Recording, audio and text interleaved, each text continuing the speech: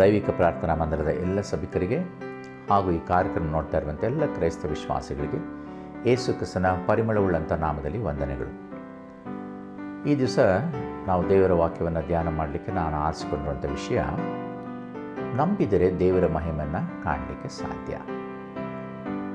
ನಾವು ಸತ್ಯ ದೇವರನ್ನು ನಂಬುವಾಗ ಆ ದೇವರಲ್ಲಿರುವಂಥ ಮಹಿಮೆಯನ್ನು ನಾವು ಕಾಣಲಿಕ್ಕೆ ಸಾಧ್ಯ. ಈ ವಾಕ್ಯ ಭಾಗಕ್ಕೆ ನಾನು ಅರಸುಗಳ ಗ್ರಂಥ ಮೊದಲನೇ ಅರಸುಗಳು 18ನೇ ಅಧ್ಯಾಯ 36ರಿಂದ 40 ವಾಕ್ಯಗಳಲ್ಲಿ ಒಳಗೊಂಡಿರುವಂಥ ಆ ವಿಷಯವನ್ನು ಕುರಿತು ಧ್ಯಾನ ಮಾಡಲಿಕ್ಕೆ ಆರಿಸಿಕೊಂಡಿದ್ದೇನೆ. 1 ಅರಸುಗಳು 18ನೇ ಅಧ್ಯಾಯ 36ರಿಂದ 40 ವಾಕ್ಯ. ಈ ವಾಕ್ಯವನ್ನು ಧ್ಯಾನಿಸಲಿಕ್ಕಾಗುವಂತೆ ದೇವರ ಆತ್ಮ ನಮಗೆ ಸಹಾಯ ನೀಡಲಿಕ್ಕಾಗುವಂತೆ ಒಂದು ಕ್ಷಣ ನಾವು ಪ್ರಾರ್ಥಿಸೋಣ. ಜೀವಸ್ವರೂಪನಾಂತ ದೇವರೇ, ಸತ್ಯ ದೇವರು, ನಿತ್ಯ ದೇವರು ಆದಂಥ ನಿನ್ನನ್ನು ನಾವು ನಂಬುವುದಾದರೆ ಆ ಮಹಿಮೆಯನ್ನು ಕಾಣಲಿಕ್ಕೆ ಸಾಧ್ಯ ಎಂಬುದಾಗಿ ಈ ವಾಕ್ಯವನ್ನು ಕುರಿತು ಈ ದಿವಸ ಧ್ಯಾನ ಮಾಡಲಿಕ್ಕಿದ್ದೇವೆ. ವಾಕ್ಯದಲ್ಲಿರುವಂಥ ಸತ್ಯಾಂಶಗಳನ್ನು ಅರಿತುಕೊಳ್ಳಿಕ್ಕಾಗುವಂತೆ ಪವಿತ್ರಾತ್ಮನ ಸಹಾಯವನ್ನು ನೀಡು. ಪ್ರಬೋಧಿಸಲಿಕ್ಕಿರುವಂಥ ಈ ಅಲ್ಪನ ಬಾಯಲಿನ ಮಾತುಗಳನ್ನು ಹಾಕು. ಕೇಳಲಿಕ್ಕೆ ಶುದ್ಧ ಹೃದಯ, ಸಿದ್ಧ ಮನಸ್ಸನ್ನು ಕೊಟ್ಟು ಬಲಪಡಿಸು. ಸ್ತುತಿ, ಘನ, ಮಾನ, ಮಹಿಮೆ ನಿನಗೆ ಸಲ್ಲಿಸ್ತೇವೆ. ನಿನ್ನ ದಿವ್ಯನಾಮದಲ್ಲಿ ಬೇಡಿದ್ದೇವೆ ತಂದೆಯೇ, ಆಮೇನ್. ನನ್ನ ಪ್ರಿಯ ಸಹೋದರ ಸಹೋದರಿಯರೇ, ದೇವರ ಮಹಿಮೆಯನ್ನು ನಾವು ನಂಬಿದರೆ ಖಂಡಿತವಾಗಿ ಕಾಣಲಿಕ್ಕೆ ಸಾಧ್ಯ. ನಂಬದೇ ಇದ್ದರೆ ಅಥವಾ ನಂಬಿಕೆ ಇಲ್ಲದಿದ್ದರೆ ದೇವರ ಮಹಿಮೆಯನ್ನು ಕಾಣಲಿಕ್ಕೆ ಸಾಧ್ಯವೇ ಇಲ್ಲ. ಇದನ್ನು ಕುರಿತು ಇಬ್ರಿಯರ ಗ್ರಂಥ 11ನೇ ಅಧ್ಯಾಯದಲ್ಲಿ 6ನೇ ವಾಕ್ಯ ನಮ್ಮ ಸಂಗಡ ಈ ರೀತಿ ಮಾತಾಡ್ತದೆ. ಇಬ್ರಿಯರ ಗ್ರಂಥ 11ನೇ ಅಧ್ಯಾಯ, ನನ್ನೊಂದಿಗೆ ನೀವು ಸಹ ಸತ್ಯವೇದನ್ನು ತೆಗೆದು ಓದಬೇಕೆಂಬ ಪ್ರೀತಿಯಿಂದ ಕೇಳ್ಕೊಳ್ತೇನೆ. ಇಬ್ರಿಯ 11:6 ಆ ವಾಕ್ಯ ಹೀಗೆ ಬರೆಯಲ್ಪಟ್ಟಿದೆ: ಆದರೆ ನಂಬಿಕೆಯಿಲ್ಲದೆ ದೇವರನ್ನು ಮೆಚ್ಚಿಸುವುದು ಅಸಾಧ್ಯ. ದೇವರ ಬಳಿಗೆ ಬರುವವನು ದೇವರಿದ್ದಾನೆ ಮತ್ತು ತನ್ನನ್ನು ಹುಡುಕೋರಿಗೆ ಪ್ರತಿಫಲವನ್ನು ಕೊಡುತ್ತಾನೆ ಎಂದು ನಂಬುವುದು ಅವಶ್ಯ. ನಂಬಿಕೆ ಇಲ್ಲದವರು ದೇವರನ್ನು ಮೆಚ್ಚಿಸುವುದು ಅಸಾಧ್ಯ, ಅಥವಾ ನಂಬಿಕೆ ಇಲ್ಲದೆ ದೇವರನ್ನು ಮೆಚ್ಚಿಸುವುದು ಅಸಾಧ್ಯ. ಇಲ್ಲಿ ಸುಮಾರು ಈ ಒಂದು ಅಧ್ಯಾಯ ಭಾಗದಲ್ಲಿ, ಅಂದರೆ ಇಬ್ರಿಯ 11ನೇ ಅಧ್ಯಾಯದಲ್ಲಿ ಸುಮಾರು 16 ನಂಬಿಕೆ ವೀರರ ಹೆಸರುಗಳನ್ನು ನಾವು ಕಾಣ್ತೇವೆ.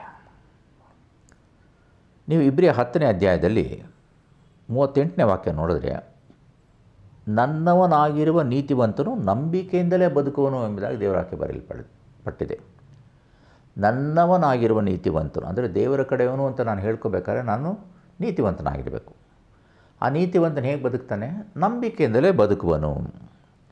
ಅವನೇನಾದರೂ ಹಿಂದೆಗೆದರೆ ನನಗೆ ಸಂತೋಷ ಇಲ್ಲ ಎಂಬುದಾಗಿ ದೇವರ ಹೇಳ್ತದೆ. ಹಾಗಾಗಿ ದೇವರ ಮಕ್ಕಳು ಅನಿಸ್ಕೊಂಡಂಥ ನಾವು ನಂಬಿಕೆಯಲ್ಲಿ ಹಿಂದೆಗೆಯುವುದಾದರೆ, ಹಿಂದೆ ಬೀಳುವುದಾದರೆ, ಜಾರಿ ಹೋಗುವುದಾದರೆ ದೇವರು ನಮ್ಮ ವಿಷಯದಲ್ಲಿ ಸಂತೋಷ ಪಡುವುದಿಲ್ಲ. ಹಾಗಾಗಿ ದೇವರ ಬಳಿಗೆ ಬರುವನು ದೇವರಿದ್ದಾನೆ ಎಂಬುದಾಗಿ ನಂಬುವಂಥದ್ದು ಅವಶ್ಯ. ನಂಬಿಕೆಯಿಲ್ಲದೆ ದೇವರನ್ನು ಮೆಚ್ಚಿಸುವುದು ಅಸಾಧ್ಯ. ಸರಿ, ಈಗ 10ನೇ ಅಧ್ಯಾಯದ 39ನೇ ವಾಕ್ಯವನ್ನು ನಾವು ನೋಡುವುದಾದರೆ, ನಾವಾದರೋ ಹಿಂದೆಗೆದವರಾಗಿ ನಾಶವಾಗುವವರಲ್ಲ, ನಾವು ಜಾರಿ ಹೋಗುವಂಥವರಲ್ಲ, ನಂಬಿಕೆಯಲ್ಲಿ ಬಿದ್ದು ಹೋಗುವಂಥವರಲ್ಲ, ಬದಲಾಗಿ ಹಿಂದೆಗೆದವರಾಗಿ ನಾಶವಾಗುವವರಲ್ಲ, ನಂಬುವವರಾಗಿ ಪ್ರಾಣ ರಕ್ಷಣೆಯನ್ನು ಹೊಂದುವರಾಗಿದ್ದೇವೆ. ದೇವರ ಮಕ್ಕಳು ಯಾವಾಗಲೂ ಸಹ ನಂಬಿಕೆಯಲ್ಲಿ ಸೋತು ಹೋಗದೆ, ಬಿದ್ದು ಹೋಗದೆ, ಎಂಥ ಕಠಿಣ ಪರಿಸ್ಥಿತಿಗಳು ಬರಲಿ, ದೇವರು ನಮಗೆ ಮಹಿಮೆಯಾದ ಕಾರ್ಯವನ್ನು ಮಾಡ್ತಾನೆ. ಇದು ನನ್ನ ಪರಿಶೋಧನೆ ಅಷ್ಟೇ, ನನ್ನ ನಂಬಿಕೆಯ ಪರಿಶೋಧನೆ. ಹಾಗಾಗಿ ಬಿದ್ದು ಹೋಗಬಾರ್ದು ಎಂಬುದಾಗಿ ದೃಢ ಮನಸ್ಸಿನ ನಿಲ್ಲುವಂಥದ್ದು ಬಹಳ ಬಹಳ ಅವಶ್ಯ. ನಾವು ಎಂಥ ದೇವರು ನಂಬುತ್ತೇವೆ? ಆ ದೇವರನ್ನು ಕಂಡಿದ್ದೇವಾ? ಪೇತ್ರನ ಪತ್ರಿಕೆಯಲ್ಲಿ ಆ ಭಾಗದಲ್ಲಿ ನಾವು ನೋಡುವಾಗ ನಮಗೆ ಸೂಕ್ಷ್ಮವಾಗಿ ಆ ವಿಷಯ ಗೊತ್ತಾಗ್ತದೆ. ಪೇತ್ರನಿಗೆ ಬರೆದ ಮೊದಲನೇ ಪತ್ರ 1ನೇ ಅಧ್ಯಾಯ 8-9 ಏನು ಹೇಳ್ತದೆ? ನೀವು ಆತನನ್ನು ಕಣ್ಣಾರೆ ನೋಡಲಿಲ್ಲವಾದರೂ ಆತನನ್ನು ಪ್ರೀತಿಸುತ್ತಿದ್ದೀರಿ. ನಾವೆಲ್ಲರೂ ದೇವರನ್ನು ನೋಡಿಲ್ಲ, ಕಣ್ಣಾರೆ ನೋಡಿಲ್ಲ, ಆದರೂ ಆತನನ್ನು ಪ್ರೀತಿಸ್ತಾ ಇದ್ದೀವಿ. ಹೇಗೆ? ವಾಕ್ಯದ ಮುಖಾಂತರವಾಗಿ. ನೀವು ಈಗ ಆತನನ್ನು ಕಾಣದಿದ್ದರೂ ಆತನಲ್ಲಿ ನಂಬಿಕೆ ಇಟ್ಟು ನಿಮ್ಮ ನಂಬಿಕೆಯ ಅಂತ್ಯಫಲವಾಗಿರುವ, ಅಂದರೆ ನಂಬಿಕೆಗೆ ಒಂದು ಅಂತ್ಯಫಲ ಇರ್ತದೆ, ಅಂತ್ಯಫಲವಾಗಿರುವ ಆತ್ಮರಕ್ಷಣೆಯನ್ನು ಹೊಂದೋರಾಗಿ ಹೇಳಲಶಕ್ಯವಾದ ಪ್ರಭಾವವುಳ್ಳ ಸಂತೋಷದಿಂದ ಹರ್ಷಿಸುತ್ತೀರಿ. ನೋಡದೇ ಇರುವಂಥ ದೇವರನ್ನು ನಾವು ನಂಬಿ ಆ ನಂಬಿಕೆಗೆ ಉಂಟಾಗುವಂಥ ಅಂತ್ಯಫಲ ಯಾವುದಪ್ಪ ಅಂದರೆ ಆತ್ಮರಕ್ಷಣೆ. ಅದನ್ನು ಹೊಂದಬೇಕೆಂಬುದಾಗಿ ಪೇತ್ರನ ಗ್ರಂಥದಲ್ಲಿ ನಾವು ಓದ್ತೇವೆ. ಹಾಗಾಗಿ ನಂಬಿಕೆ ಅನ್ನೋದು ಬಹಳ ಅವಶ್ಯ. ಈ ನಂಬಿಕೆ ಎಷ್ಟರ ಮಟ್ಟಿಗೆ ಇರಬೇಕು? ಸಾಗರದಷ್ಟಿರಬೇಕಾ, ಬೆಟ್ಟದಷ್ಟಿರಬೇಕಾ, ಅಥವಾ ಯಾವ ರೀತಿ ಇರಬೇಕು? ಒಂದು ಖಂಡದಷ್ಟಿರಬೇಕಾ, ಪ್ರಪಂಚದಷ್ಟಿರಬೇಕಾ? ಈ ಹೇಗಿರಬೇಕು? ಅದಕ್ಕೂ ಸಹ ದೇವರ ವಾಕ್ಯ ಉತ್ತರ ಕೊಡ್ತದೆ. ಮತ್ತಾಯನ ಬರೆದ ಸುವಾರ್ತೆ 17ನೇ ಅಧ್ಯಾಯದಲ್ಲಿ 20ನೇ ವಾಕ್ಯ ಏನು ಹೇಳ್ತದೆ? ನಿಮಗೆ ಸತ್ಯವಾಗಿ ಹೇಳುತ್ತೇನೆ, ಸಾಸಿವೆ ಕಾಳಷ್ಟು ನಂಬಿಕೆ ನಿಮಗಿರುವುದಾದರೆ. ನೋಡ್ರಿ, ಸಾಸಿವೆ ಕಾಳಷ್ಟು. ಯಾಕೆ ಸಾಸಿವೆ ಕಾಳು? ಸಾಸಿವೆ ಕಾಳು ಪರಿಪೂರ್ಣತೆ ಎಲ್ಲಿ ನೋಡಿದ್ರು ಗುಂಡಾಗಿರ್ತದೆ, ಅದನ್ನು ಕತ್ತರಿಸಿದ್ರು ಗುಂಡಾಗಿರ್ತದೆ.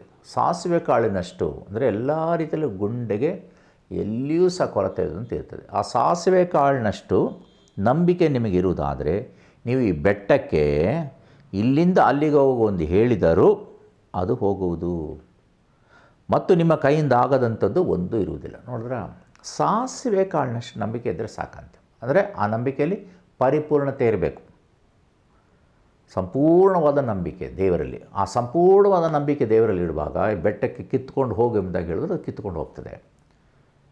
ಅಂದ್ರೇನು? ಅಷ್ಟರ ಮಟ್ಟಿಗೆ ದೃಢವಾದ ನಂಬಿಕೆ ಇರಬೇಕು ಎಂಬುದಾಗಿ ದೇವರ ವಾಕ್ಯ ನಮ್ಮನ್ನು ಪ್ರಬೋಧಿಸ್ತದೆ. ಇಂತಹ ನಂಬಿಕೆ ಅದು ಏನನ್ನು ಮಾಡ್ತದೆ? ಯೋಹಾನ ಬರೆದ ಪತ್ರಿಕೆ ತೆಗಿರಿ, ಮೊದಲನೇದು 1 ಯೋಹಾನ 5ನೇ ಅಧ್ಯಾಯ 4ನೇ ವಾಕ್ಯ.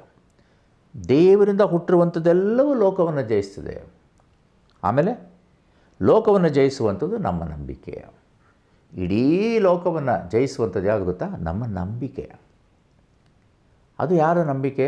ದೇವರಿಂದ ಹುಟ್ಟಿರುವಂಥ ಮಕ್ಕಳು. ದೇವರಿಂದ ಹುಟ್ಟಿರುವಂಥದ್ದೆಲ್ಲವೂ ಲೋಕವನ್ನು ಜಯಿಸ್ತದಂತೆ. ಇವತ್ತು ನಾನು ನೀನು ದೇವರಿಂದ ಹುಟ್ಟಿರುವುದಾದರೆ ನಾನು ನೀನು ಸಹ ಲೋಕವನ್ನು ಜಯಿಸಲಿಕ್ಕೆ ಸಾಧ್ಯ. ಅದು ದೇವರ ವಾಕ್ಯ ಹೇಳ್ತದೆ. ಸರಿ, ಈಗ ನಾವು ಈ ಅರಸುಗಳ ಗ್ರಂಥಕ್ಕೆ ನಾವು ಬಂದಾಗ ಇದರ ಹಿನ್ನೆಲೆ ಒಂದು ಸ್ವಲ್ಪ ನೋಡಿ ಆಮೇಲೆ ನಾವು ವಾಕ್ಯ ಭಾಗದಲ್ಲಿ ಮುಂದುವರಿಯೋಣ. 1 ಅರಸುಗಳ ಗ್ರಂಥ 18ನೇ ಅಧ್ಯಾಯದಲ್ಲಿ ನಾವು ವಾಕ್ಯ ಭಾಗವನ್ನು ತೆಗೆದುಕೊಂಡ್ವಿ ಅಲ್ವಾ? ಈಗ ಮೊದಲನೇ ಅರಸುಗಳ ಗ್ರಂಥ 17ನೇ ಅಧ್ಯಾಯದಲ್ಲಿ 1ನೇ ವಾಕ್ಯದಲ್ಲಿ ನೋಡುವಾಗ ಅಲ್ಲಿ ಒಬ್ಬ ಅರಸನ್ನು ನೋಡ್ತೇವೆ, ಅಹಾಬ. ಅವನು ಇಸ್ರಾಯೇಲನ್ನ ಆಳ್ತಾ ಇದ್ದ. 17ನೇ ಅಧ್ಯಾಯದ 1ನೇ ವಾಕ್ಯ, ಗಿಲ್ಯಾದಿನ ಪ್ರವಾಸಿಗಳಲ್ಲಿ ತಿಷ್ಬಿಯನಾದ ಎಲಿಯ ಎಂಬುವನು ಅಹಾಬನಿಗೆ ಎಂಬುದಾಗಿ ಹೇಳಿದೆ. ಅಹಾಬ ಎಂಬ ಅರಸ ಆಳ್ತಾ ಇದ್ದ ದೇವರ ವಾಕ್ಯದಲ್ಲಿ. ಈ ಅಹಾಬ ನೀವು ಆತನ ಬಗ್ಗೆ ಸ್ವಲ್ಪ ತಿಳ್ಕೊಳ್ಬೇಕಾದ್ರೆ 16ನೇ ಅಧ್ಯಾಯಕ್ಕೆ, ಅಂದರೆ ಹಿಂದಿನ ಅಧ್ಯಾಯ 1 ಅರಸು 16ನೇ ಅಧ್ಯಾಯಕ್ಕೆ ಬಂದರೆ 29ರಿಂದ ಓದ್ತೇನೆ. ಯಹೂದ್ಯರ ಅರಸನಾದ ಆಸನ ಆಳಿಕೆಯ 38ನೇ ವರ್ಷದಲ್ಲಿ ಒಮ್ರಿಯ ಮಗನಾದ ಅಹಾಬನು ಎಂಬುದಾಗಿ ಅವನ ವಿಷಯದಲ್ಲಿ ಬರ್ತದೆ. ಇವನು ಇಸ್ರೇಲ್ ಅರಸನಾಗಿ ಸಮಾರ್ಯದಲ್ಲಿ 22 ವರ್ಷ ಆಳ್ವಿಕೆ ಮಾಡ್ತಾನೆ. 22 ವರ್ಷ.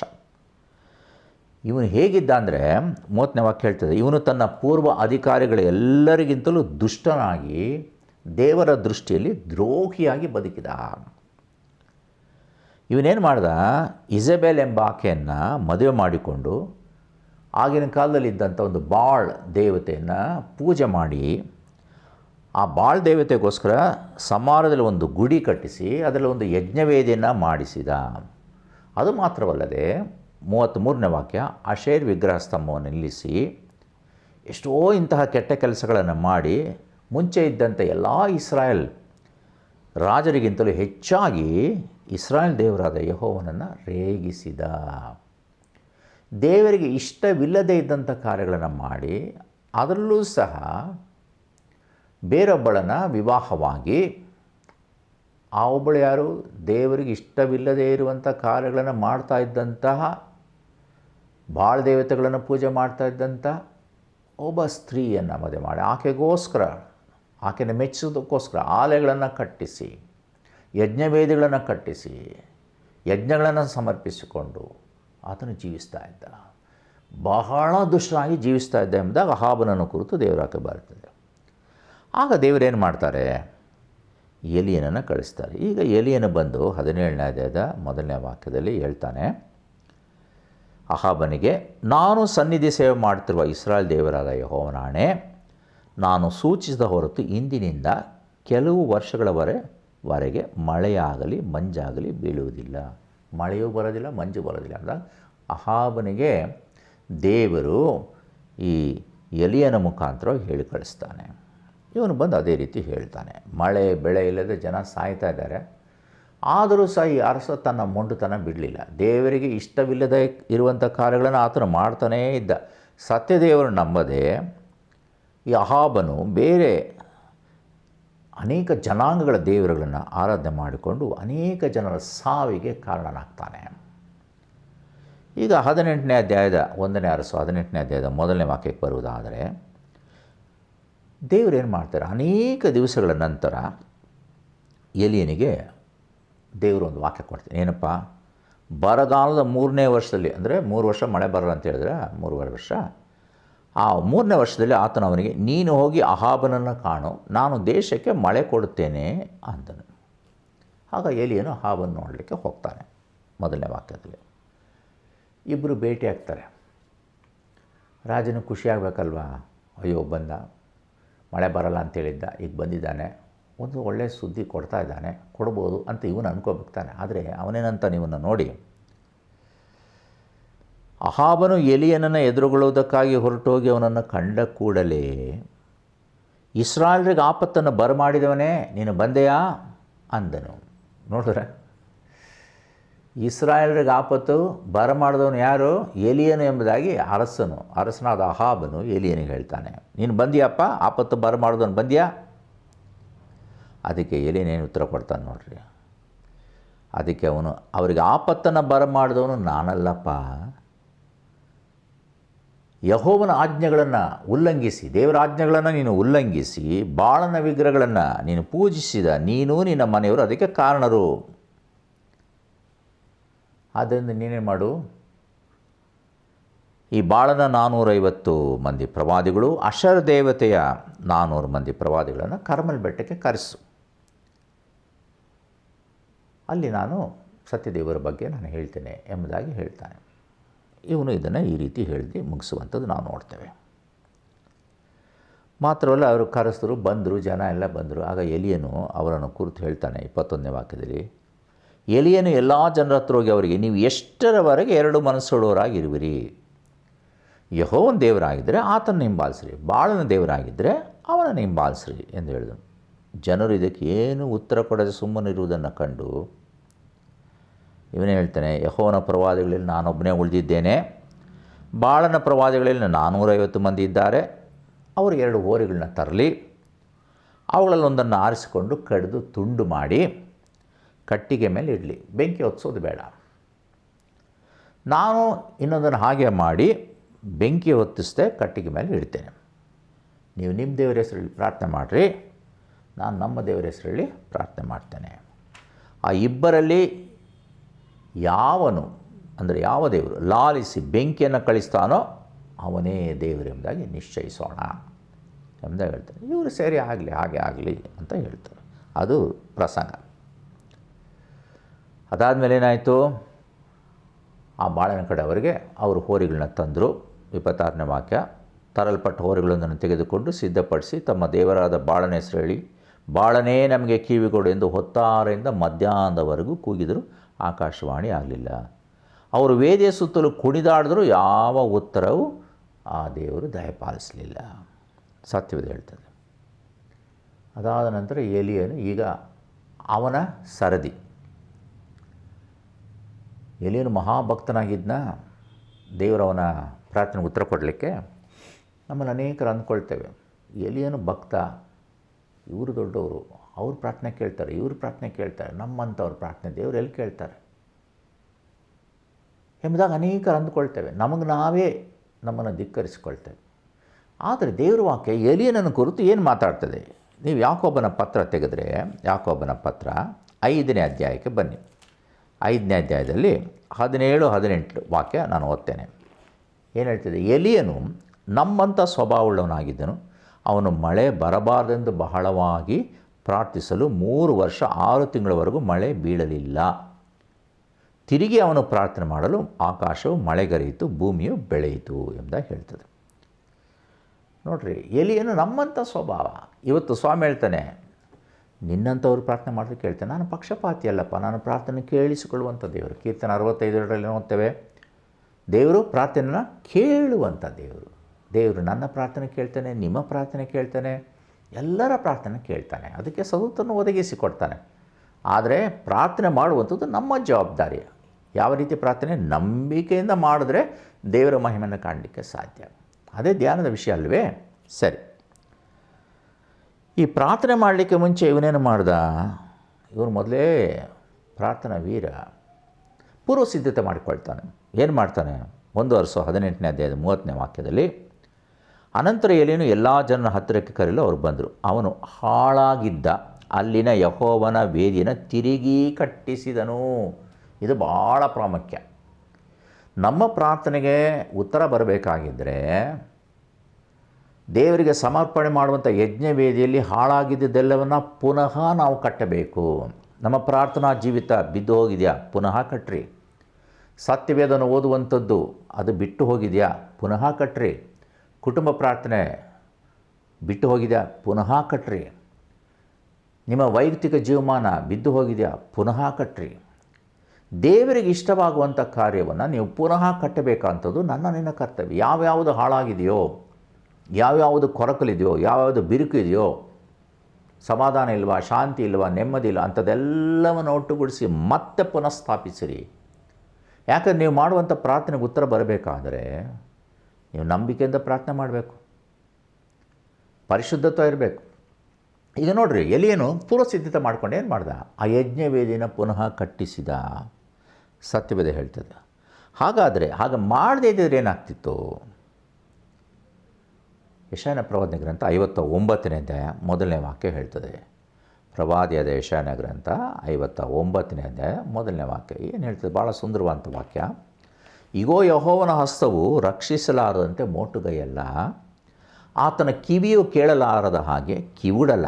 ಆದರೆ ನಿಮ್ಮ ಅಪರಾಧಗಳೇ ನಿಮ್ಮ ದೇವರಿಂದ ನಿಮ್ಮನ್ನು ಅಗಲಿಸುತ್ತಾ ಬಂದಿದೆ. ನನಗೂ ದೇವರಿಗೂ, ನಮಗೂ ದೇವರಿಗೂ ಇರುವಂಥ ಎಲ್ಲ ಅಗಲುವಿಕೆನ ಈ ದಿವಸ ನಾವು ಮತ್ತೆ ಪುನಃ ಸ್ಥಾಪಿಸಬೇಕು. ನನ್ನ ಪಾಪಗಳನ್ನು ಒಪ್ಪಿಕೊಳ್ಬೇಕು. ಅಪ್ಪ, ಈ ರೀತಿ ಪಾಪ ಮಾಡಿದ್ದೀನಿ, ದಯಮಾಡಿ ಕ್ಷಮಿಸು. ನಿನ್ನ ಪಾದದಲ್ಲಿ ನಾನು ಮೊರೆ ಇಡ್ತೇನೆ. ನೀನು ನನ್ನ ಪ್ರಾರ್ಥನೆ ಕೇಳಬೇಕಾದ್ರೆ ನನ್ನಲ್ಲಿ ಪಾಪ ಇರಬಾರ್ದು. ಯಾಕಂದರೆ ಈಗಲೇ ದೇವರ ವಾಕ್ಯ ನಾವು ಓದಿದ್ದೇವೆ, ಆತನ ಕಿವಿ ಕೇಳಲಾರದ ಹಾಗೆ ಕಿವುಡಲ್ಲ. ಆದರೆ ನಮ್ಮ ಪಾಪಗಳು ನಮ್ಮನ್ನು ದೇವರಿಂದ ದೂರ ಮಾಡ್ತದೆ. ಆತನ ಹಸ್ತ ಮೋಟುಗೈಯಲ್ಲ, ರಕ್ಷಿಸಲಾರದಂಥ ಮೋಟುಗೈಯಲ್ಲ. ಆದರೆ ನಿಮ್ಮ ಪಾಪಗಳು ಅಡ್ಡಿಯಾಗಿದೆ. ಅದನ್ನು ಪಾಪವನ್ನು ಒಪ್ಪಿಕೊಂಡು ಅರಿಕೆ ಮಾಡಿ ಬೇಡುವುದಾದರೆ, ನಂಬಿಕೆಯಿಂದ ಪ್ರಾರ್ಥಿಸುವುದಾದರೆ ದೇವರು ಖಂಡಿತವಾಗಿ ಉತ್ತರಿಸ್ತಾನೆ. ಎಲೀಯನು ಅದನ್ನೇ ಮಾಡಿದ. ಆ ಯಜ್ಞವೇದಿನ ಪುನಃ ಸ್ಥಾಪಿಸಿದ, ಪುನಃ ಕಟ್ಟಿದ. ಆದರೆ ನಾವು ನಮ್ಮ ಪಾಪಗಳನ್ನು ಬಚ್ಚಿಟ್ಟುಕೊಂಡು ದೇವರ ಬಳಿಯಲ್ಲಿ ನಾವು ಮೊರೆ ಇಡುವುದಾದರೆ, ನಾವು ನೀತಿವಂತರಂತೆ ನಾವು ಭಾವಿಸಿಕೊಂಡು ದೇವರ ಬಳಿಯಲ್ಲಿ ಮೊರೆ ಇಡುವುದಾದರೆ ಅಂಥ ಪ್ರಾರ್ಥನೆ ದೇವರಿಗೆ ಅಸಹ್ಯ. ದೇವರಂಥ ಪ್ರಾರ್ಥನೆ ಕೇಳೋದಿಲ್ಲ. 4 ತಿಂಗಳ ಪುಸ್ತಕ ತೆಗಿರಿ, 28ನೇ ಅಧ್ಯಾಯದಲ್ಲಿ 9ನೇ ವಾಕ್ಯ ಏನು ಹೇಳ್ತದೆ? ಧರ್ಮೋಪದೇಶಕ್ಕೆ ಕಿವಿಗೊಡದವನು ಮಾಡುವ ದೇವ ಪ್ರಾರ್ಥನೆಯು ಅಸಹ್ಯ. ದೇವರ ವಾಕ್ಯವನ್ನು ಕಿವಿಗೊಡದೆ ಅಲಕ್ಷ್ಯ ಮಾಡಿ ನೀನು ಪ್ರಾರ್ಥನೆ ಮಾಡಿದ್ರೆ ದೇವರ ಪ್ರಾರ್ಥನೆ ಕೇಳಿಸ್ಕೊಳ್ಳೋದಿಲ್ಲ. ಅದೇ ದೇವರ ಕೇಳುವಂಥದ್ದು. ಹಾಗಾಗಿ ಮೊದಲೇನು ಮಾಡಬೇಕು? ನಾವು ಪಶ್ಚಾತ್ತಾಪ ಪಟ್ಟು ದೇವರ ಕಡೆ ತಿರುಗಿಕೊಂಡು ನಾವು ಮೊರೆ ಇಡಬೇಕು. ಸರಿ, ಇವನೇನು ಮಾಡ್ದ? ಈಗ ಮೊದಲು ಯಜ್ಞವೇದಿನ ಸಿದ್ಧ ಮಾಡ್ದ. ಅದಾದ ಮೇಲೆ ಏನು ಮಾಡ್ದ? 18ನೇ ಅಧ್ಯಾಯ 1:18-33. ಇದಲ್ಲದೆ ಕಟ್ಟಿಗೆಯನ್ನು ವೇದಿಯ ಮೇಲೆ ಕ್ರಮಪಡಿಸಿ, ನೋಡ್ರಿ, ಎಲ್ಲವನ್ನು ಕ್ರಮಪಡಿಸ್ತಾನೆ. ನಮ್ಮ ಜೀವನದಲ್ಲಿ ಏನೇನು ಕ್ರಮವಿಲ್ಲವೋ ಎಲ್ಲವನ್ನು ಕ್ರಮಪಡಿಸೋಣ. ಕ್ರಮಪಡಿಸಿ ಹೋರಿಯನ್ನು ವಧಿಸಿ ತುಂಡು ಮಾಡಿ ಅದರ ಮೇಲಿಟ್ಟನು. ಅನಂತರ ಜನರಿಗೆ 4 ಕೊಡ ನೀರು ತಂದು ಯಜ್ಞ ಮಾಂಸದ ಮೇಲೆಯೂ ಕಟ್ಟಿಗೆ ಮೇಲೆಯೂ ಹೊಯ್ಯಿರಿ ಎಂದು ಆಜ್ಞಾಪಿಸಿದ. ನೋಡ್ರಿ, ಇವನು ಹೇಳ್ತಾನೆ, ಅವರಿಗೆ ತಂದು ಹೋರಿನ ಇಟ್ಟು ನೀವು ಪ್ರಾರ್ಥನೆ ಮಾಡಿದ್ರೆ ಇವನೇನು ಮಾಡ್ತಾನೆ? ನಾನು ದೇವರು ಸತ್ಯದೇವರೆಂಬುದಾಗಿ ನಿರೂಪಿಸ್ಬೇಕಲ್ಲ. ಅದಕ್ಕೇನು ಮಾಡ್ತಾನೆ? ಆ ಯಜ್ಞವೇದಿಯ ಮೇಲೆ 4 ಕೊಡ ನೀರನ್ನು ತಂದು ಆ ಯಜ್ಞ ಮಾಂಸದ ಮೇಲೆ ಕಟ್ಟಿಗೆ ಮೇಲೆ ನೀವು ಸುರೀರಿ. ಈಗ ನೋಡ್ರಿ, ಯಜ್ಞ ದೇವರಿಗೆ ಸಮರ್ಪಣೆ ಆಗಬೇಕು, ಒಣಗಿರಬೇಕಲ್ಲ. ಕಟ್ಟಿಗೆ ಒಣಗಿದ್ರೆ ತಾನೇ ಹತ್ತಿ ಉರಿಯುವಂಥದ್ದು. ಈಗ ನೀವು 4 ಕೊಡ ನೀರು ತಂದು ಹಾಕ್ರಿ ಅಂತ ಹೇಳಿದ್ರೆ ಅದು ಎಷ್ಟು? 3 ಸಾರಿ, ಒಂದಲ್ಲ ಎರಡಲ್ಲ 3 ಸಾರಿ. ಅಲ್ಲಿಗೆ ಎಷ್ಟಾಯಿತು? 4 3 12 ಆಯಿತು. 12 ಕೊಡ. ಈಗ ನೋಡ್ರಿ, ದೇಶದಲ್ಲೆಲ್ಲ ಬರ, ಮಳೆ ಬಂದಿಲ್ಲ. ಇವನು 12 ಕೊಡ ನೀರು ಸುರಿದ್ಬಿಟ್ಟು ಬೆಂಕಿ ಬರಲಿ ಅಂತ ದೇವ್ರನ್ನ ಕೂಗಿದ್ರೆ ದೇವ್ರು ಬೆಂಕಿ ತರಿಸ್ತಾರ ಅಂತ ಅಲ್ಲಿದ್ದವರು ಇವನೊಬ್ಬ ಹುಚ್ಚ ಅಂತ ಅಂದಿರ್ಬೋದು. ನಿಜ ತಾನೆ? ಮಳೆನೇ ಇಲ್ಲ 3 ವರ್ಷದಿಂದ ದೇಶದಲ್ಲಿ. ಅಂಥ ಬರಗಾಲ ಇರುವಂಥ ಪರಿಸ್ಥಿತಿಯಲ್ಲಿ ನಿಮ್ಮ ದೇವ್ರನ್ನೆಲ್ಲ ಕೂತ್ಕೊಂಡ್ರಪ್ಪ, ದೇವರು ಮಳೆ ಕೊಟ್ಟಿಲ್ಲ. ಈಗ ನೋಡಿರಿ, ಯಾವ ದೇವರು ಸತ್ಯ ದೇವರು ಎಂಬುದಾಗಿ ನಾನು ನಿರೂಪಿಸ್ತೇನೆ ಎಂಬುದಾಗಿ ಹೇಳಿ ಕರೆದು ದೇವರು ಅವನಿಗೆ ಆಜ್ಞಾಪಿಸಿದಾಗೆ ಯಜ್ಞವೇದಿಯನ್ನು ಕಟ್ಟಿ ಆ ಯಜ್ಞವೇದಿಯ ಮೇಲೆ ಯಜ್ಞವನ್ನು ಇಟ್ಟು ಆ ಕಟ್ಟಿಗೆಗೆ ಎಲ್ಲವನ್ನು ಜೋಡಿಸಿ ಅದರ ಮೇಲೆ 12 ಕೊಡ ನೀರನ್ನು ಹಾಕಿದ್ರೆ ಬೆಂಕಿ ಹೊತ್ಕೊಳ್ಳುತ್ತಾ? ಅದೇ ನಂಬಿಕೆ. ಇವತ್ತು ಅಂತಹ ನಂಬಿಕೆ ನನ್ನ ನಿನ್ನ ಜೀವನದಲ್ಲಿರಬೇಕೆಂದು ಈ ವಾಕ್ಯ ಹೇಳ್ತದೆ. ಇವತ್ತು ನೋಡಿರಿ, ನಾವು ಶಿಲುಬೆಯ ಮಾತನ್ನು ಕುರಿತು ಮಾತಾಡುವಾಗ ಅನೇಕರಿಗೆ ಇದು ಹುಚ್ಚು ಮಾತು. ಅನೇಕರಿಗೆ ಶಿಲುಬೆ ಮಾತು ಯಾರಿಗೂ ಹುಚ್ಚು ಮಾತು? ನಾಶನ ಮಾರ್ಗದಲ್ಲಿರಿಗೆ ಇರುವವರಿಗೆ ಹುಚ್ಚು ಮಾತು. ಆದರೆ ನಮಗಾದರೂ ಅದು ದೇವರ ಶಕ್ತಿಯಾಗಿದೆ. ನೋಡಿರಿ, ಕಟ್ಟಿಗೆ ತೇವ. ಇಂಥ ಪರಿಸ್ಥಿತಿಯಲ್ಲಿ ಇವನೇನು ಮಾಡ್ತಾನೆ? ದೇವರಾಕೆ ನೋಡ್ರಿ 35ನೇ ವಾಕ್ಯ, ನೀರು ವೇದಿಯ ಸುತ್ತಲೂ ಹರಿಯಿತು, ಇದಲ್ಲದೆ ಅವನು ಕಾಲುವೆಯನ್ನು ನೀರಿಂದ ತುಂಬಿಸಿದನು. ಒಂದೊಂದು ಸಾರಿ ತಂದು ಸುರಿರಿ ಅಂತ 3 ಸಾರಿ ಸುರಿಸ್ಬಿಟ್ಟ. 12 ಕೊಡ ಸುರಿದಾಯಿತು. ಇದು ಏನಾಯಿತು? ಯಜ್ಞವೇದಿ ಎಲ್ಲ ತುಂಬ್ಕೊಂಬಿಡ್ತು. ಸುತ್ತಲೂ ಒಂದು ಕಾಲುವೆ ಥರ ಆಗೋಯ್ತು, ನೀರು ಅಷ್ಟು ತುಂಬ್ಕೊಂಬಿಡ್ತು. ಕಾಲುವೆ ಕೂಡ ನೀರಿಂದ ತುಂಬಿಸ್ಬಿಟ್ರು. ಈಗ ಏನಾಯಿತು? ಸಂಧ್ಯಾ ನೈವೇದ್ಯದ ಹೊತ್ತಿಗೆ, ಸಂಜೆಯ ಹೊತ್ತಿಗೆ ಪ್ರವಾದಿಯಾದ ಎಲಿಯನು ವೇದಿ ಹತ್ರ ಬಂದು, ಅಬ್ರಹಾಂ, ಇಸಾಕ್, ಇಸ್ರಾಯೇಲರ ದೇವರೇ ಯೆಹೋವನೇ, ನೀನೊಬ್ಬನೇ ಇಸ್ರಾಯೇಲರ ದೇವರಾಗಿರುತ್ತಿ ಎಂಬುದನ್ನು, ನಾನು ನಿನ್ನ ಸೇವಕನಾಗಿರುತ್ತೇನೆಂಬುದನ್ನು ಇದೆಲ್ಲ ನಿನ್ನ ಅಪ್ಪಣೆ ಮೇರೆಗೆ ಮಾಡಿದೆನೆಂದು ಈ ಹೊತ್ತು ತೋರಿಸಿಕೊಡು. ಕಿವಿಗೊಡು ಯೆಹೋವನೇ, ಕಿವಿಗೊಡು. ಯೆಹೋವನಾದ ನೀನೊಬ್ಬನೇ ದೇವರು, ಈ ಜನರ ಮನಸ್ಸು ನಿನ್ನ ಕಡೆಗೆ ತಿರುಗಿಸಿಕೊಳ್ಳುವನಾಗಿರುತ್ತೆ ಎಂಬುದನ್ನು ಇವರಿಗೆ ತಿಳಿಯಪಡಿಸು ಎಂಬುದಾಗಿ ಪ್ರಾರ್ಥನೆ ಮಾಡ್ತಾನೆ. ನೋಡ್ರಿ, ನಂಬಿಕೆಯಿಂದ ಪ್ರಾರ್ಥನೆ ಮಾಡಿದ್ರೆ ಕಟ್ಟಿಗೆ ಉರಿತದೆ. ಜನರ ಮನಸ್ಸು ನಿನ್ನ ಕಡೆಗೆ ತಿರುಗಿಸ್ಕೊಂಬಂದಾಗ ಬೇಡ್ಕೊಳ್ತಾನೆ, ಈಗಲಾದರೂ ನಿನ್ನನ್ನು ನಂಬಲಿ. ನಾವು ಈ ರೀತಿ ಈಗಲಾದರೂ ನೀನು ನಂಬಲಿ ಅಪ್ಪ, ಈ ಜನರು ನಂಬಲಿ, ಪರಿವರ್ತನೆ ಆಗಲಿ. ಇವತ್ತು ಇದೇ ನಮ್ಮ ಜವಾಬ್ದಾರಿ. ಆ ಭಾರ ನಮ್ಮದಾಗಿದೆ. ಅನೇಕರು ಈ ದಿವಸ ಏನಾಗಿದ್ದಾರೆ? ನಂಬಿಕೆ ಇಲ್ಲದೆ ಜೀವಿಸ್ತಾ ಇದ್ದಾರೆ. ನಮ್ಮಲ್ಲಿ ಅನೇಕರು ಸಹ ನಾವು ಆ ಕಟ್ಟಿಗೆಗಳಂತೆ ಏನಾಗಿದ್ದೇವೆ? ತೇವವಾಗಿದ್ದೇವೆ, ಆರಿ ಹೋಗಿದ್ದೇವೆ. ನಮ್ಮ ಆತ್ಮಿಕ ಜೀವಿತ ಏನಾಗಿದೆ? ಆರಿ ಹೋಗಿದೆ. ಯಾವ ಜ್ವಾಲೆ ಇಲ್ಲ, ಯಾವ ಬೆಂಕಿ ಇಲ್ಲ, ತಣ್ಣಗಾಗಿ ಹೋಗ್ಬಿಟ್ಟಿದ್ದೇವೆ. ಮೊದಲು ಪ್ರಜ್ವಲಿಸಿ ಉರಿತಾ ಇದ್ದಂಥ ನಾವುಗಳು ಈ ದಿವಸ ಏನಾಗಿದ್ದೇವೆ? ತಣ್ಣಗಾಗಿ ಹೊರಟೋಗಿದ್ದೇವೆ. ಸ್ವಾಮಿ ಹೇಳ್ತಾನೆ, ನೀನು ತಣ್ಣಗಾಗಿದ್ದು ಸಾಕಪ್ಪ, ಈಗ ಎದ್ದು ದೇವರ ಮುಂದೆ ಪ್ರಕಾಶಿಸು, ಜನರ ಮುಂದೆ ನೀನು ಪ್ರಕಾಶಿಸು. ನೀನು ಲೋಕಕ್ಕೆ ಬೆಳಕಾಗಿದ್ದಿ, ನನ್ನ ಬೆಳಕು ನೀನು ಪ್ರಕಾಶಿಸು. ಈಗ ನೋಡ್ರಿ, ತಣ್ಣಗಿದ್ದರೆ ಯಾವ ರೀತಿ ಉರಿಯುತ್ತದೆ? ನಮ್ಮ ದೇಹ, ಆತ್ಮ, ಪ್ರಾಣಗಳೆಲ್ಲವೂ ತಣ್ಣಗಿದ್ದರೆ, ಆತ್ಮಿಕವಾಗಿ ನಾವು ತಣ್ಣಗಿದ್ದರೆ ಬೇರೆಯವರಲ್ಲಿ ಬೆಳಕನ್ನು ಹೇಗೆ ತರಿಸಲಿಕ್ಕೆ ಸಾಧ್ಯ? ನಾವೇನು ಮಾಡಬೇಕಪ್ಪ? ನನ್ನಲ್ಲಿ ಈ ಮಲಿನತ್ವಗಳೆಂಬ ಈ ಒಂದು ಕಾರಣದಿಂದ ಎಲ್ಲವೂ ತಣ್ಣಗಾಗ್ಬಿಟ್ಟಿದೆ. ಪಾಪ ನನ್ನನ್ನು ತಣ್ಣಗಾಗಿ ಮಾಡಿದೆ. ಪ್ರಾರ್ಥನೆ ಇಲ್ಲದ ಜೀವಿತ ನನ್ನನ್ನು ತಣ್ಣಗಾಗಿ ಮಾಡಿಬಿಟ್ಟಿದೆ. ಕುಟುಂಬ ಪ್ರಾರ್ಥನೆ ಇಲ್ಲ, ತಣ್ಣಗಾಗಿ ಹೋಗ್ಬಿಟ್ಟಿದ್ದೀನಿ. ಆದರೆ ನನ್ನ ಎಲ್ಲ ಪಾಪವನ್ನು ದಹಿಸುವಂತೆ ಒಂದು ಅಗ್ನಿಯನ್ನು ನೀನು ಸುರಿಸು. ದಹಿಸುವ ಆತ್ಮನೇ ನೀನು ಬಂದು ಎಲ್ಲ ಮಲಿನತ್ವವನ್ನು ಸುಟ್ಟು ಹಾಕು. ಇದು ಯೇಸು ಸ್ವಾಮಿ ಸಹ ಹೇಳಿದ್ದಾನೆ. ಮತ್ತಾಯನ ಬರೆದ ಸುವಾರ್ತೆ ನೀವು ತೆಗೀರಿ, ದೇವರು ವಾಕ್ಯದಲ್ಲಿ ಮತ್ತಾಯನ ಬರೆದ ಸುವಾರ್ತೆ 24ನೇ ಅಧ್ಯಾಯ 12ನೇ ವಾಕ್ಯದಲ್ಲಿ ಏನು ಹೇಳ್ತದೆ ದೇವ್ರ ವಾಕ್ಯ? ಇದಲ್ಲದೆ ಅಧರ್ಮವು ಹೆಚ್ಚಾಗುವುದರಿಂದ ಬಹುಜನರ ಪ್ರೀತಿಯು ತಣ್ಣಗಾಗಿ ಹೋಗುವುದು. ಅನೇಕರ ಪ್ರೀತಿ, ದೇವರ ಪ್ರೀತಿ ತಣ್ಣಗಾಗಲಿಕ್ಕೆ ಏನು ಗೊತ್ತಾ ಕಾರ್ಯ? ಅಧರ್ಮ. ಧರ್ಮವನ್ನು ಬಿಟ್ಟು ನಡೆಯುವಂಥದ್ದು, ದೇವರಿಗೆ ಮೆಚ್ಚುಗೆಯಾದ ಕಾರ್ಯವನ್ನು ಬಿಟ್ಟು ಬೇರೆ ಕಾರ್ಯಗಳನ್ನು ಮಾಡುವಂಥದ್ದು. ದೇವರ ಕೇಳ್ತದೆ, ತಣ್ಣಗಾಗಿ ಹೋಗ್ಬಿಡುತ್ತಂತ ಅವ್ರ ಜೀವಮಾನ. ಕಡೆ ದಿವಸದಲ್ಲಿ ಹೀಗಾಗುತ್ತೆ. ಸೌದೆ ತೇವ ಆದಷ್ಟು ತೂಕ ಜಾಸ್ತಿ. ಎಲ್ಲರೂ ನಿಮ್ಗೆ ಗೊತ್ತು ಅಲ್ವಾ? ಸೌದೆ ತೇವ ಆಗ್ಬಿಟ್ರೆ ತೂಕ ಜಾಸ್ತಿ. ಇವತ್ತು ನಮ್ಮಲ್ಲಿ ಅನೇಕರಿಗೆ ಏನು ಗೊತ್ತಾ? ಹಿಂಗೆ ತೂಕ ಜಾಸ್ತಿ ಆಗಿ ಸಭೆಗೆ ಬರಲಿಕ್ಕಾಗಲ್ಲ. ತೂಕ ಜಾಸ್ತಿ, ಸಭೆಗೆ ನಡೆಯೋಕ್ಕಾಗಲ್ಲ. ಬೇರೆ ಎಲ್ಲ ಕಡೆ ಹೋಗೋಕ್ಕೆ ಕೈ ಕಾಲೆಲ್ಲ ಚೆನ್ನಾಗಿರ್ತದೆ, ಆದರೆ ಸಭೆಗೆ ಬರಲಿಕ್ಕೆ ಅವ್ರಿಗೆ ತೂಕ ಜಾಸ್ತಿ. ಯಾಕೆ ಗೊತ್ತಾ?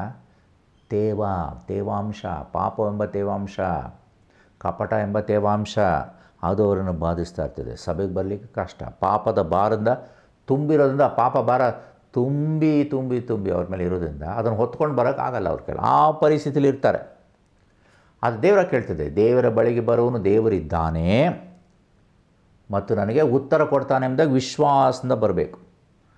ಒಂದು ವೇಳೆ ಇವತ್ತು ನೀವು ಸಹ ಪಾಪದ ಭಾರದಿಂದ ತಣ್ಣಗಾಗಿ ಹೋಗ್ಬಿಟ್ಟಿದ್ರೆ, ಆ ಪಾಪದ ಭಾರ ನನ್ನ ದೇವರ ಆಲಯಕ್ಕೂ ಸಹ ಕೊಂಡು ತರಲಿಕ್ಕೆ ಆಗದಂತೆ ಇರುವುದಾದರೆ, ಆ ಪಾಪವ ಮಲಿನತ್ವ ನಿನ್ನ ದೇಹದಲ್ಲಿ ಇರುವುದಾದರೆ, ನಾನು ತಣ್ಣಗಾಗಿ ಹೋಗಿದ್ದರೆ ದೇವರ ಬೆಂಕಿ ನನ್ನ ಮೇಲೆ ಸುರಿಸಲ್ಪಡಬೇಕು. ನಾವು ಒಪ್ಪಿಕೊಳ್ಳೋಣ, ಅಪ್ಪ ನಾನು ಹಸಿ ಸೌದೆ, ನನ್ನನ್ನು ಒಣಗಿದ ಸೌದೆಯಾಗಿ ಮಾರ್ಪಾಡು ಮಾಡು. ಈ ಹಸಿ ಸೌದೆ ಇದ್ದರೆ ಏನಾಗುತ್ತೆ ನೋಡ್ರಿ, ನೀವು ಒಲೆ ಉರಿಸಿರೋ ಅಭ್ಯಾಸ ಇದ್ದರೆ ನಿಮಗೆ ಹಸಿ ಸೌದೆ ಎಷ್ಟು ಉರಿದ್ರೂ ಹೊಗೆ ಬರ್ತದೆ, ಕಣ್ಣಿಗೆಲ್ಲ ಉರಿ ಬರ್ತದೆ, ಮನೆಯೆಲ್ಲ ಹೊಗೆ ತುಂಬಿಕೊಳ್ತದೆ. ಅದಕ್ಕೇನು ಮಾಡ್ತೇವೆ ನಾವು, ಹಸಿ ಸೌದೆನ ಬಿಸಿಲು ಚೆನ್ನಾಗಿ ಒಣಗಿಸಿ ಆಮೇಲೆ ಉಪಯೋಗಿಸ್ತೇವೆ. ಇವತ್ತು ನಾನು ದೇವರ ಅಗ್ನಿಯಲ್ಲಿ ಸುಡಲ್ಪಡಬೇಕು. ದೇವರ ಶಾಖ ನನ್ನ ಬಳಿಗೆ ಬರಬೇಕು. ಆ ದೇವರ ಆತ್ಮನ, ಪರಿಶುದ್ಧಾತ್ಮನ ಶಾಖ ನಿನ್ನ ಜೀವಮಾನದಲ್ಲಿ ಬರುವಾಗ ಆಗ ಆ ಮಲಿನತ್ವಗಳೆಲ್ಲವನ್ನು ಅದು ಸುಟ್ಟಾಗ್ತದೆ. ನಮ್ಮ ಕನ್ನಡ ಕೀರ್ತನೆಗಳಲ್ಲಿ ಒಂದು ರಮ್ಯವಾದಂಥ ಕೀರ್ತನೆ ಇದೆ, 136ನೇ ಕೀರ್ತನೆ. 136ನೇ ಕೀರ್ತನೆ ಅದರಲ್ಲಿ ಒಂದು ಚರಣ ನಿಮಗೋಸ್ಕರ ನಾನು ಹಾಡ್ತೇನೆ. ಬಿದ್ದು ದೇವರ ಬೆಂಕಿಯು ಹಿಂದೆ ಸುಡಲೆನ್ನ ಪಾಪವ, ಬಿದ್ದು ದೇವರ ಬೆಂಕಿಯು ಹಿಂದೆ ಸುಡಲೆನ್ನ ಪಾಪವ, ಈಗ ಶುದ್ಧಾತ್ಮನೇ ನೀ ಕೇಳನ್ನ ಕೂಗ, ದಹಿಸುವ ಆತ್ಮನೇ ಬಾ. ಈಗ ಶುದ್ಧಾತ್ಮನೇ ನೀ ಕೇಳನ್ನ ಕೂಗ, ದಹಿಸುವ ಆತ್ಮನೇ ಬಾ. ನೀನಾದೆಂಬನು ಭವವ ಪಡೆದಿರುವೆ ದೇವ. ಬಿದ್ದು ದೇವರ ಬೆಂಕಿಯು ಹಿಂದೆ ಸುಡಲೆನ್ನ ಪಾಪವ, ಈಗ ಶುದ್ಧಾತ್ಮನೇ ನೀ ಕೇಳನ ಕೂಗ, ದಹಿಸುವ ಆತ್ಮನೇ ಬಾ. ನನ್ನಲ್ಲಿರುವಂಥ ಎಲ್ಲ ಪಾಪ ಲೋಪ ದೋಷಗಳನ್ನು ನೀನು ಸಂಪೂರ್ಣವಾಗಿ ತೆಗೆದು ಹಾಕಿ ನನಗೆ ಬಿಡುಗಡೆ ಕೊಡು. ಎಲಿಯ ಒಬ್ಬನೇ ಒಂದು ಕಡೆ, 850 ಜನ ಇನ್ನೊಂದು ಕಡೆ, ಎಲಿಯನ ಜೊತೆ ಯಾರಿಲ್ಲ. ಆದರೆ ಏನಿತ್ತು, ನಂಬಿಕೆ ಇತ್ತು. ಇಂದು ಆ ಬೆಂಕಿ ನನ್ನಲ್ಲಿ ನಿನ್ನಲ್ಲಿ ಬರುವುದಾದರೆ ನಿನ್ನ ಪಾಪನ ಸುಟ್ಟು ಬೂದಿ ಮಾಡ್ತದೆ. ಲೂಕನ ಸುವರ್ತಮಾನ 3ನೇ ಅಧ್ಯಾಯ 16ನೇ ವಾಕ್ಯ. ಲೂಕನ ಸುವರ್ತಮಾನ 3ನೇ ಅಧ್ಯಾಯ 16ನೇ ವಾಕ್ಯ ಏನು ಹೇಳ್ತದೆ ದೇವರ ವಾಕ್ಯ? ಯೋಹಾನನು ಅವರೆಲ್ಲರಿಗೆ, ನಾನಂತೂ ನಿಮಗೆ ನೀರಿನ ಸ್ನಾನ ಮಾಡಿಸುವನು, ಆದರೆ ನನಗಿಂತ ಶಕ್ತನು ಬರುತ್ತಾನೆ, ಆತನ ಕೆರಗಳ ಭಾರವನ್ನು ಬಿಚ್ಚುವುದಕ್ಕೂ ನಾನು ಯೋಗ್ಯನಲ್ಲ. ಆತನು ಪವಿತ್ರಾತ್ಮದಲ್ಲಿಯೂ ಬೆಂಕಿಯಲ್ಲೂ ನಿಮಗೆ ಸ್ನಾನ ಮಾಡಿಸುವನು. ಯೇಸುವನ್ನು ಕುರಿತು ಯೋಹಾನ ಹೇಳ್ತಾನೆ, ಬೆಂಕಿಯಲ್ಲಿ ಸ್ನಾನ ಮಾಡಿಸುವಂಥ ಒಬ್ಬ ವ್ಯಕ್ತಿ ಎಂಬುದಾಗಿ. ಈ ದಿವಸ ಆ ಯೇಸು ನನ್ನನ್ನು ಬೆಂಕಿಯಲ್ಲಿ ಸ್ನಾನ ಮಾಡಿಸ್ತಾನೆ. ನಂಬಿಕೆಯನ್ನು ಹುಟ್ಟಿಸುವ ದೇವರು ನಮ್ಮೊಂದಿಗಿದ್ದಾನೆ. ಎಲಿಯನ ನಂಬಿಕೆ ದೇವರ ಪ್ರಾರ್ಥನೆಗೆ ಉತ್ತರ ಬರುವಂತೆ ಮಾಡಿತು. ನೋಡ್ರಿ ಮುಂದೆ ಏನಾಯಿತು, ಅದೇ ಅರಸುಗಳ ಗ್ರಂಥಕ್ಕೆ ನಾವು ತಿರುಗಿ ಬರೋಣ, 18ನೇ ಅಧ್ಯಾಯಕ್ಕೆ ತಿರುಗಿ ಮತ್ತೆ ಬರೋಣ. ಅಲ್ಲಿ ಏನಾಯಿತು, 36ನೇ ವಾಕ್ಯದಲ್ಲಿ ಅವನು ಯೆಹೋವನೇ ಮೊರೆ ಇಡು ಎಂಬುದಾಗಿ ಕೇಳಿದಾಗ, ಈ ಹೊತ್ತು ತೋರಿಸಿಕೊಡು ಎಂಬುದಾಗಿ ಕೇಳಿದಾಗ, ಕಿವಿಗೊಡು ಯೆಹೋವನೇ ನೀನೊಬ್ಬನೇ ದೇವರು ಎಂಬುದಾಗಿ, ಈ ಜನರ ಮನಸ್ಸು ನಿನ್ನ ಕಡೆಗೆ ತಿರುಗಿಸಿಕೊಳ್ಳುವನಾಗಿರುತ್ತೆ ಎಂಬುದಾಗಿ ಕೂಗಿದಾಗ, 38ನೇ ವಾಕ್ಯದ ಕೂಡಲೇ ಯೆಹೋವನ ಕಡೆಯಿಂದ ಬೆಂಕಿ ಬಿದ್ದು ಯಜ್ಞ ಮಾಂಸವನ್ನು, ಕಟ್ಟಿಗೆ ಕಲ್ಲು ಮಣ್ಣುಗಳನ್ನು ದಹಿಸಿಬಿಟ್ಟು ಕಾಲುವೆಯಲ್ಲಿದ್ದ ನೀರೆಲ್ಲವನ್ನು ಹೀರಿಬಿಟ್ಟಿತು. ಪರಿಣಾಮ ಏನಾಯಿತು? 39ನೇ ವಾಕ್ಯ, ಜನರೆಲ್ಲರೂ ಅದನ್ನು ಕೊಂಡು ಬೋರ್ಲಿ ಬಿದ್ದು ಯೆಹೋವನೇ ದೇವರು, ಯೆಹೋವನೇ ದೇವರೆಂದು ಕೂಗಿದರು. ನೋಡ್ರಿ, ಎಲ್ಲರೂ ಸಹ ಈತನೇ ನಿಜವಾದ ದೇವರು, ಬಾಳನಲ್ಲ, ಅಶ್ವರ ದೇವತೆಗಳಲ್ಲ, ಈತನೇ ನಿಜವಾದ ದೇವರು ಎಂಬುದಾಗಿ. ನನ್ನ ಪ್ರಿಯ ಸಹೋದರ ಸಹೋದರಿಯರೇ, ನಾವು ಆತ್ಮಿಕವಾಗಿ ಸತ್ತು ಹೋಗಿದ್ದೇವೆ, ಆತ್ಮಿಕವಾಗಿ ನಮ್ಮ ಜೀವಿತ ತಣ್ಣಗಾಗಿದೆ. ಈ ದಿವಸ ದೇವರ ಬಳಿಗೆ ಬರೋಣ. ಆತನು ಖಂಡಿತವಾಗಿ ನಮ್ಮ ಜೀವಿತನ ಮಾರ್ಪಾಡು ಮಾಡಲಿಕ್ಕೆ ಸಾಧ್ಯ. ನಾವು ಕೆಲವು ದಿವಸಗಳಿಂದ ನೋಡಿದ್ವಿ, ಲಾಜರ್ ಸತ್ತು ಹೋಗಿ 4 ದಿವಸ ಆಗಿತ್ತು, ನಾರ್ತಾ ಇದ್ದ. ಆದರೆ ದೇವರು ಬಂದು ಅವನನ್ನು ಪುನರುಜ್ಜೀವಿತಗೊಳಿಸಿದ. ನಾನೇ ಪುನರುತ್ಥಾನೂ ಜೀವ ಆಗಿದ್ದೇನೆ ಎಂಬುದಾಗಿ ಹೇಳಿದಂಥ ದೇವರು ಸತ್ತು ಹೋಗಿದಂಥ ಶವಕ್ಕೆ ಜೀವವನ್ನು ಕೊಟ್ಟ. ಈ ದಿವಸ ನಮ್ಮ ಜೀವಮಾನದಲ್ಲಿ ಏನೇನು ಸತ್ತು ಹೋಗಿದ್ದವು ಎಲ್ಲದಕ್ಕೆ ಪುನರುತ್ಥಾನವನ್ನು ಒದಗಿಸಿಕೊಡುವಂಥ ದೇವರು ನಮ್ಮ ಮಧ್ಯದಲ್ಲಿದ್ದಾನೆ. ನೀನು ನಂಬಿದರೆ ಆ ದೇವರ ಮಹಿಮೆಯನ್ನು ಕಾಣಲಿಕ್ಕೆ ಸಾಧ್ಯ. ಸೊ ನಾನು ನೀನು ಮಾಡಬೇಕಂತ ಕಾರ್ಯ ಏನು? ಬಿದ್ದು ಹೋಗಿರುವಂಥ ಯಜ್ಞವೇದಿಯನ್ನು ಕಟ್ಟೋಣ, ನನ್ನ ದೇಹವೆಂಬ ಕಟ್ಟಿಗೆಯನ್ನು ಜೋಡಿಸೋಣ. ಆ ಕಟ್ಟಿಗೆ ಹೇಗಿರಬೇಕು? ತೇವ ಇರಬಾರದು, ಅದು ಪವಿತ್ರಾತ್ಮನ ಅಗ್ನಿಯಲ್ಲಿ ಕಾದಿರುವಂಥದ್ದು. ಕುಗ್ಗಿದ ಮನಸ್ಸೆಂಬ ಯಜ್ಞವನ್ನು ಅದರಲ್ಲಿ ಇಡೋಣ. ಕುಗ್ಗಿದ ಮನಸ್ಸು ದೇವರಿಗೆ ಇಷ್ಟ ಯಜ್ಞ. ಪಶ್ಚಾತ್ತಾಪ ಜಜ್ಜುವುದ ಮನಸ್ಸನ್ನು ಆತನು ಎಂದಿಗೂ ತಿರಸ್ಕರಿಸುವುದಿಲ್ಲ. ಹೀಗೆ ಮಾಡುವುದಾದರೆ, ಆತನ ನಂಬಿಕೆ ಇಟ್ಟು ನಾವು ಬೇಡುವುದಾದರೆ ದೇವರ ಮಹಿಮೆಯನ್ನು ಕಾಣಲಿಕ್ಕೆ ಸಾಧ್ಯ. ಅಂದು ಎಲ್ಲ ಜನರು ದೇವರ ಮಹಿಮೆಯನ್ನು ಆ ಕರ್ಮೆಲ್ ಪರ್ವತದಲ್ಲಿ ಕಂಡರು. ಈ ದಿವಸ ನಾವು ಸಹ ಆತನ ಮಹಿಮೆಯನ್ನು ಪ್ರತಿನಿತ್ಯ ನಮ್ಮ ಜೀವನದಲ್ಲಿ ಕಾಣಬೇಕಾದರೆ ಆತನ ನಂಬೋಣ, ಆತನ ವಾಕ್ಯವನ್ನು ನಂಬೋಣ, ವಾಕ್ಯದಂತೆ ನಡೆಯೋಣ. ಇಂಥ ಸ್ಥಿತಿ ಬರಲಿಕ್ಕಾಗುವಂಥ ದೇವರು ನಮ್ಮೆಲ್ಲರನ್ನು ಆಶೀರ್ವದಿಸಲಿ. ಬನ್ನಿ ಪ್ರಾರ್ಥಿಸೋಣ. ಜೀವಸ್ವರೂಪನಾಂಥ ದೇವರೇ, ನಂಬಿದರೆ ನಾವೆಲ್ಲರೂ ಸಹ ದೇವರ ಮಹಿಮೆಯನ್ನು ಕಾಣಲಿಕ್ಕೆ ಸಾಧ್ಯ ಎಂಬ ವಾಕ್ಯ ಭಾಗವನ್ನು ನಾವು ಈ ದಿವಸ ಧ್ಯಾನಿಸಲಿಕ್ಕೆ ನೀನು ಕೊಟ್ಟಂಥ ಕೃಪೆಗೋಸ್ಕರ ಸ್ತೋತ್ರ. ಸಾಸಿವೆ ಕಾಳಷ್ಟು ನಂಬಿಕೆ ಇಟ್ಟರೂ ಸಹ ಸಾಕು ಎಂಬುದಾಗಿ ನಿನ್ನ ವಾಕ್ಯದಲ್ಲಿ ಪ್ರಬೋಧಿಸಿದ್ಯಪ್ಪ. ಹಾಗೆಯೇ ಸ್ವಾಮಿ, ನಾವು ಸಹ ಪೂರ್ಣ ನಂಬಿಕೆ ಇಟ್ಟು ನಿತ್ಯ ಜೀವನ ಪಡ್ಕೊಳ್ಳಿಕ್ಕೆ ನೀನು ಕೃಪಾ ಸಹಾಯಕ್ಕೋಸ್ಕರ ಬೇಡಿಕೊಳ್ತೇವೆ. ವಾಕ್ಯ ಇಳಿಸ್ಕೊಂಡಂಥ ಪ್ರತಿಯೊಬ್ಬರ ಹೃದಯದಲ್ಲಿ ವಾಕ್ಯ ಕಾರ್ಯವನ್ನು ಮಾಡಲಿ. ಸ್ತುತಿ, ಘನ, ಮಾನ, ಮಹಿಮೆ ನಿನಗೆ ಸಲ್ಲಿಸ್ತೇವೆ. ನಿನ್ನ ದಿವ್ಯನಾಮದಲ್ಲಿ ಬೇಡಿದ್ದೇವೆ ತಂದೆಯೇ, ಆಮೇಲೆ. ದೇವರು ತಾನು ನಿಮ್ಮೆಲ್ಲರನ್ನು ಆಶೀರ್ವದಿಸಿ ನಡೆಸಲಿ.